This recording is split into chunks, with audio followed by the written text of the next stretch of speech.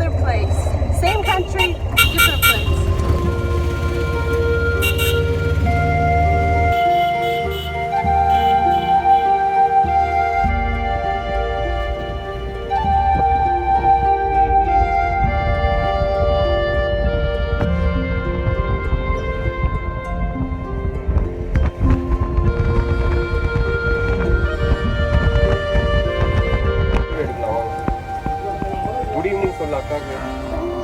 Good evening. Good evening, sir. Good evening. Good evening.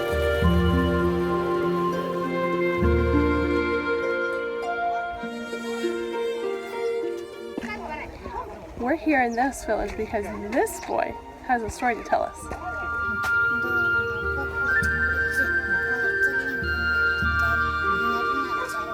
My father, he was a very great drunkard.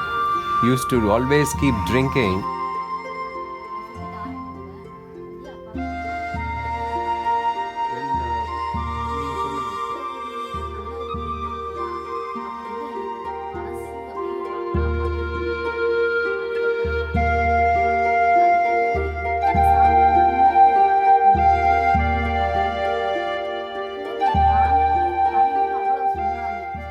What a story. This boy is 10 years old and his mom was baptized like 5 years ago or something, but his dad was an alcoholic, and so he wasn't really working, he was drinking a lot and hurting his mom and doing a lot of things like that. And so the boy started going to this evening school that was started at the local church there. And that's where they kind of give them tutoring, help them with their homework, and then they have a worship with them, so they teach them songs and Bible verses and then feed them. And his mom told him when he started going to that, she told him to pray for his dad and to ask for prayer for his dad. And so he started asking the teacher for prayer, and he started praying for his father. And his father is just a completely different person now. Like, he doesn't drink anymore, he's a baptized church member, and it's just amazing to see the difference in their family. Just such precious little boys. He has a younger brother that's so cute too.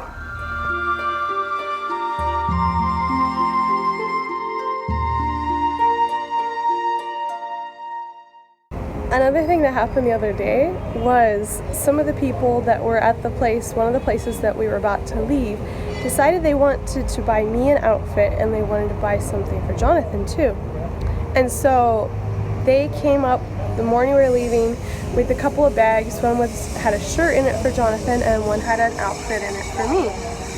And immediately when I saw the outfit for me, it was just like, wow, like that's definitely not something I would have picked. But I was like, okay, it's not that bad. It's not like bright orange or something, like it could be worse.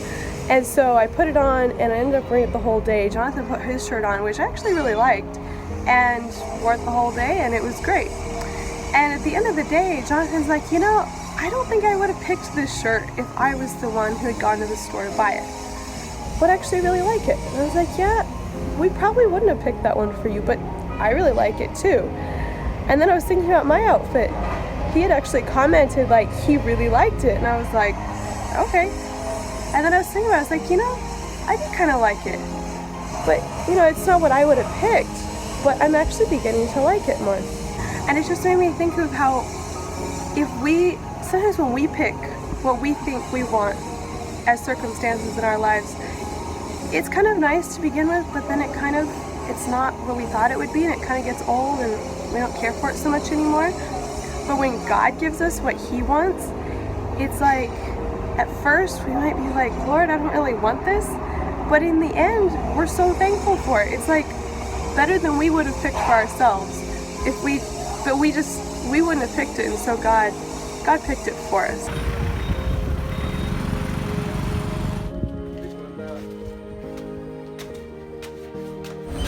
Where are you going?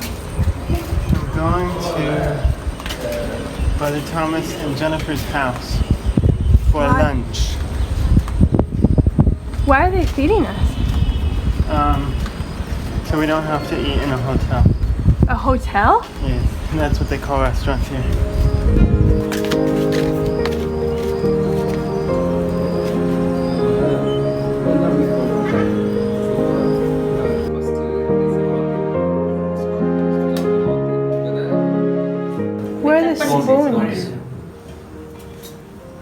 You're gonna use your hand? Can you use both hands? Why? Because the left hand is what you use in the bathroom. So you have to eat everything with one hand? Right hand. Right hand only. What if you're eating like chapati or something? Then you use your right hand only. Wow.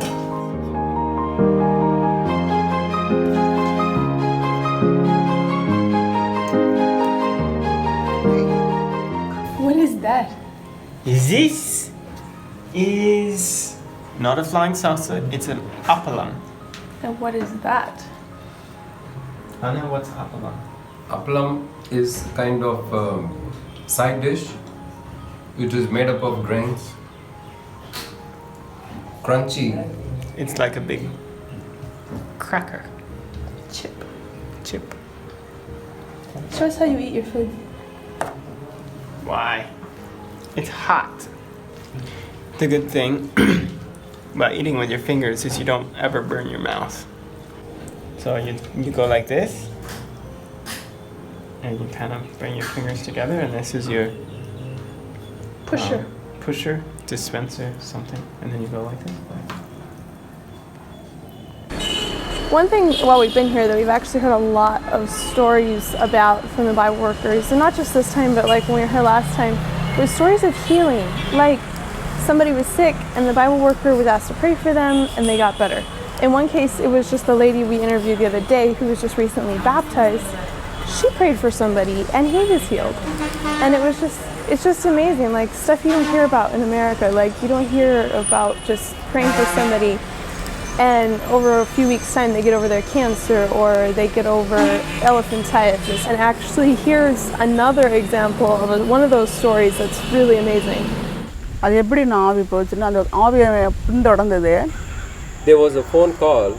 It was a lady, she was crying in the phone. She said, "Please come. My husband met with an accident. Since the accident was severe, the nerves in the back neck was cut and now he is not able to move or is not able to function well."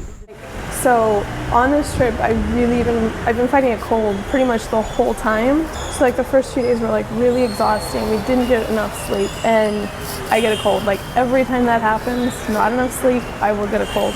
And then it just wasn't going away. I was doing lots of stuff trying to get rid of it and it wasn't helping.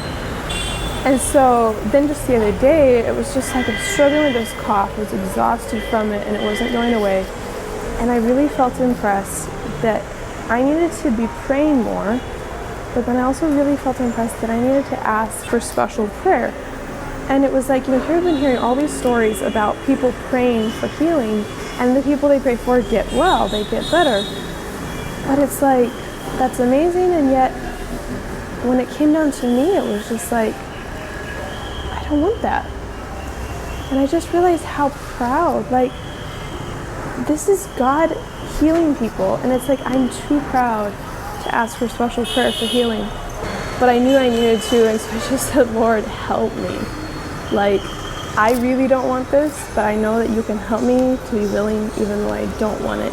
And God can change hearts, and he did. It was slow, like, I knew it wasn't, it wasn't that I had to have somebody come and pray that moment, but I just prayed that he would make me willing, that when the opportunity came, I would be willing. And so I finally asked for prayer. And, it wasn't like I woke up the next morning and it was completely well, but ever since then, I've been getting better. Like each day the cough has been less, it's been better. I've been feeling a lot better. So yeah, as we shared before, beware. Doing God's work in a foreign country is likely to bring out things in your own life, in your own heart that you didn't know were there. And sometimes, as I can attest to, it's not always very comfortable, but it's worth it.